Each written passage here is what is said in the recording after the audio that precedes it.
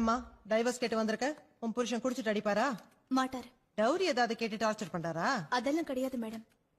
பின்ன வேற பொண்ணோட சகவாசம், இல்லீகல் கனெக்ஷன், ரேசு சூது இப்படி ஏதாவது? அந்த மாதிரிலாம் எதுவும் இல்ல. அப்போ டைவர்ஸ் கேட்டு வர்ற அளவுக்கு என்னதான் பிரச்சனை? அவன் என் பொண்ணோட வாழ்க்கையை நாசம் பண்ணிட்டான். முதல்ல பொண்ணு பார்க்க வந்தப்போ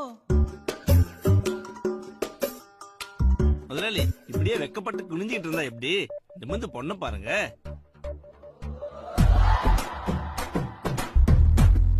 நான் வெக்கப்பட்டு குடிக்கலடா. வந்த உடனே பாக்கெட்ல இந்த 10 ரூபா கீழே விழுந்துருச்சு. அதான் ரொம்ப நேரமா தேடிட்டு இருக்கேன், கிடைக்கல. கொஞ்சம் நவுரு. புரோக்கர் சொன்னாரு அம்மா அப்பா இல்லன்னா கூட பையன் ரொம்ப பொறுப்பானவர்னு. பின்ன 2 வண்டியில ஆரம்பிச்சவரு இப்ப 6 வண்டி வச்சிருக்காருல. எப்படி ரொம்ப சிம்பிள். 2 வண்டி ராத்திரி ஷெட்ல வச்சு பூட்டிடுவேன், காலைல குட்டி போட்டுரும். பின்ன என்னமா என்னுடைய கடின உழைப்பு.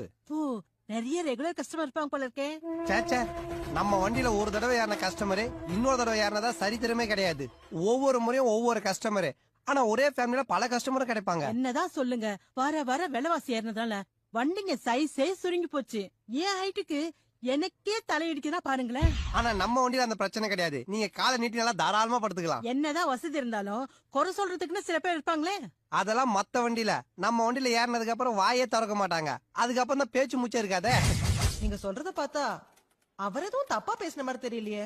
இவ்வளவு நேரம் வந்தால் வண்டி வண்டின்னு சொன்னது டிராவல்ஸ் காரோ கால் டாக்ஸியோ இல்ல. பாத்து மெதுவா திரும்ப. டேய் ஆத்திரிக்கா, சொல்லுங்க முதலாளி. வா. அடையாறுல போய் பாடி ஏத்திட்டு பெசங்களை எடுத்து போய் இறக்கிடு. 4:30 மணி பவர் கட் ஆயிடும், அதுக்குள்ள முடிச்சிடு. டேய் சைனா, இங்க வா.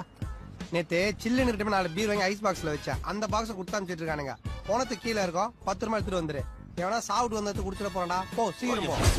சரிம்மா, அதுவும் ஒரு தொழில் தானே. சம்பாதிக்கிறதோட சேர்த்து சர்வீஸும் பண்றாருன்னு நினைச்சுக்க. சலூன் கடைக்காரங்க கூட தான் கத்திய வச்சு சம்பாதிக்கிறாங்க. அதுக்குன்னு அந்த கத்தியில காய்கறி வெட்டுறாங்க. எதுக்கு யூஸ் பண்றதுன்னு இல்ல. இது உங்களுக்கு அநியாயமே தெரியல. தலை பிரசவத்துக்கு போற பொண்ணை இப்படி பொண்ண வண்டியில ஏத்துறீங்களா? ஆம்புலன்ஸ் போன் பண்ண வேண்டியதானே. அவனுக்கு ஓட்டுல போற வழியில குழந்தை பிறந்துடும். என் பொண்டாட்டி வண்டியில 10 ரூபாய் கொண்டு போறேன். நீங்க நவுங்க. குலுங்கல்ல ஆஸ்பத்திரி கூட போகாம வண்டியிலே பிரசவம் ஆயிடுச்சு. அதுக்கப்புறம் என் பொண்ணு ஸ்கூல்ல அவளை எல்லாரும் பொன வண்டியில பிறந்த பொண்ணுன்னு கிண்டல் பண்ண ஆரம்பிச்சிட்டாங்க. சைலன்ஸ். எங்க சார் உங்க கிளையண்ட்? அது மேடம், சிட்டியில பன்னி காய்ச்சல் பரவி இருக்கனால என் கிளையண்ட் கொஞ்சம் பிஸியா இருக்கிறாரு. அடுத்த வாய்தாவுக்கு கண்டிப்பா அட்டெண்ட் பண்ணிடுவார். இப்படியே ஏதாவது சொல்லி 6 வாய்தாவுக்கு வரல. உங்க கிளையண்ட்டுக்கு ஸ்பீக்கர் ஆன் பண்ணி போன் பண்ணுங்க.